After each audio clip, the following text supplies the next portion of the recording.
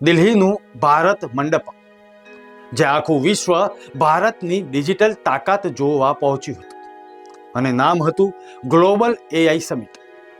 સપનું હતું ભારતને વિશ્વનું એઆઈ હબ બનાવવાનું અને આયોજન પણ ચોક્કસપણે વૈશ્વિક કક્ષાનું થયું હતું.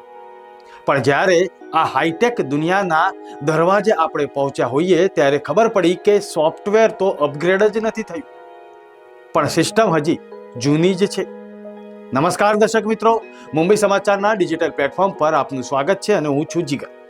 મિત્રો, વાત કરીએ આર્ટિફિશિયલ ઇન્ટેલિજન્સની, પણ રિયલ ઇન્ટેલિજન્સની કમી ત્યાં દેખાઈ અને જ્યાં લોકો પોતાની ગાડીઓ લઈને પહોંચ્યા ત્યાં પાર્કિંગની અસુવિધા જોવા મળી અને અડધો સમય તો પાર્કિંગ કરવામાં જ વીતી ગયો. મિત્રો, વીઆઈપી કલ્ચર આજે પણ આપણે ત્યાં જીવંત છે અને તેનું જીવતું જાગતું ઉદાહરણ અહીં જોવા મળ્યું. ગ્લોબલ ઇવેન્ટમાં જ્યારે કોઈ પણ ખાસ મહેમાન માટે રસ્તાઓ બંધ કરવામાં આવે અને કલાકો સુધી ટેક પ્રેમીઓને લાઇનમાં ઊભા રહેવું પડે ત્યારે પ્રશ્ન તો થાય છે, શું આ સમિટ જ્ઞાન માટે હતી કે માત્ર પ્રદર્શન માટે હતી? ટેકનોલોજીથી લોકશાહી આવે છે અને લાવવામાં પણ આવે છે, પણ વ્યવસ્થામાં વીઆઈપી કલ્ચર જોવા મળ્યું તે ખૂબ જ દુઃખનીય છે. દિલ્હીના ભારત મંડપમ ખાતે 16 થી 20 ફેબ્રુઆરી વચ્ચે ઇન્ડિયા એઆઈ ઇમ્પેક્ટ સમિટની સાથે જ ઇન્ડિયા એઆઈ ઇમ્પેક્ટ એક્સપો પણ યોજાય. દુનિયાભરના દેશોના પ્રતિનિધિઓએ આ સમિટમાં ભાગ લીધો હતો.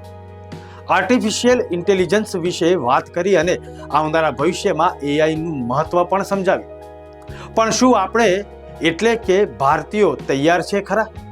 કે પછી ઇનોવેશનનું કોપી પેસ્ટ કરવાની માનસિકતામાંથી બહાર આવીને સાચું બતાવવાનો અને પોતાનું જ સર્જન છે તે દુનિયા સમક્ષ બતાવવાનો ગર્વ લેવાનું કામ કરીશું?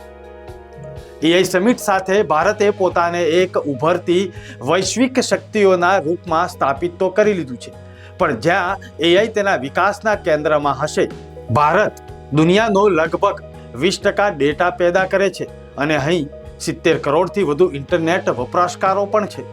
ભારતની ઇનોવેશન ક્ષમતાઓ વૈશ્વિક એઆઈ નેતૃત્વ સ્થાપિત કરવામાં અને જવાબદાર એઆઈ ગવર્નન્સ માટે ધોરણો ઘડવામાં પણ મદદરૂપ થશે. પણ મિત્રો, એઆઈનો ગભરાટ બાજુ પર મૂકીને સકારાત્મક રીતે તેનો સ્વીકાર પણ કરવો પડશે. પરંતુ સૌથી મોટો વિરોધાભાસ તો જુઓ. તમે જઈ રહ્યા હતા આર્ટિફિશિયલ ઇન્ટેલિજન્સની સમિટ જોવા અને જ્યાં કોડિંગ અને ડેટાની વાતો થાય છે, પરંતુ તમારે તમારું લેપટોપ અંદર લઈ જવાની મનાઈ હતી. ટેકનોલોજી જોવા જતા હતા, પરંતુ ટેકનોલોજી છીનવવાની વાત ત્યાં જોવા મળી. એ કઈ સમજણ પડી છે તમને? નિશંકપણે ભારત વિજ્ઞાન અને એઆઈ સાથે આગળ વધી રહ્યું છે, પણ આપણે એક વાત યાદ રાખવી પડશે. માત્ર સ્માર્ટ મશીનો લાવવાથી કંઈ જ નહીં થાય, સ્માર્ટ મેનેજમેન્ટ પણ લાવવું પડશે. ટેકનોલોજી સાથે જ અને સફળતા પણ ત્યારે જ મળશે જ્યારે સામાન્ય માણસો માટે તે સુવિધારૂપ બને, અસુવિધા નહીં. આપણે વિજ્ઞાન સાથે ચોક્કસ આગળ વધીશું, પણ એના સાથે સિવિક સેન્સ અને સચોટ આયોજનની સમજણ પણ કેળવવી પડશે. મિત્રો, છેલ્લે એક વાત કરવી છે જેની ચર્ચા ખૂબ જ જોવા મળી રહી છે. સોશિયલ મીડિયા પર તેની હસી મજાક પણ થઈ રહી છે. AI impact summit 2026માં Galgotia university દ્વારા કરવામાં આવેલ ઇનોવેશનની ચોરી અને તેની ચર્ચાઓ અત્યારે હાલ થઈ રહી છે. આપણે એઆઈ સમિટ કે ટેકનોલોજીમાં ક્યારે સુધારો લાવીશું અને શું શીખીશું તેની પણ ચર્ચા કરવી જોઈએ.